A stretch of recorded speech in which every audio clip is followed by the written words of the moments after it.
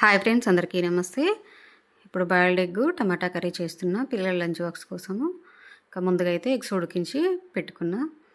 ప్యాన్లో కొద్దిగా ఆయిల్ వేసుకొని హీట్ అయిన తర్వాత కొద్దిగా పసుపు వేసి బాయిల్డ్ ఎగ్స్ అయితే కొద్దిగా ఫ్రై చేసుకొని పక్కన పెట్టుకోవాలి. అలా చేయడం వల్ల టేస్ట్ బాగుంటుంది. దీంట్లో కొద్దిగా పోపు గింజలు, కరివేపాకు, ఆనియన్స్ ఫ్రెష్గా చేసుకున్న అల్లం వెల్లుల్లి పేస్ట్ అయితే వేసుకొని కొద్దిగా పసుపు కూడా వేసుకొని మంచి ఫ్లేవర్ వచ్చేంత వరకు ఫ్రై చేసుకోవాలి. కొద్దిగా సాల్ట్ వేసి కట్ చేసుకున్న టమాటా యాడ్ చేసుకోవాలి. సాల్ట్ వేయడం వల్ల ఈ టమాటా అయితే త్వరగా ఉడికిపోతుంది అనమాట, మంచిగా మెత్తగా అవుతుంది. సో ఇంకా మూత పెట్టి అయితే ఒక 5 మినిట్స్ ఉడికించుకున్న తర్వాత టేస్ట్కి తగినంత కారం అయితే వేసుకోవాలి.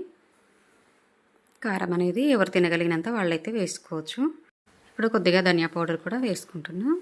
ఇదంతా కలిపి ఒక 2 మినిట్స్ అయితే ఉడికిన తర్వాత కొద్దిగా వాటర్ వేసుకొని ఈ విధంగా బాయిల్డ్ అయిన తర్వాత మనం ఫ్రై చేసుకున్న ఎగ్స్ కూడా దీంట్లో అయితే వేసుకొని మంచిగా దగ్గరికి వచ్చేంత వరకు అయితే ఉడికించుకొని ఫైనల్గా కొద్దిమీర